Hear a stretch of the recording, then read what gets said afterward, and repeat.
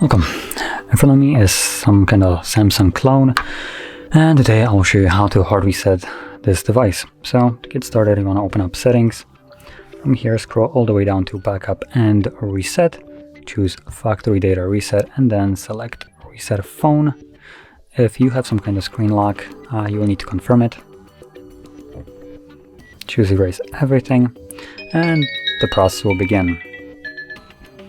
So this probably will take several minutes, so just be patient while it's doing its thing, and once it's finished you should then be greeted with the Android setup screen. So I'll be back once that is visible.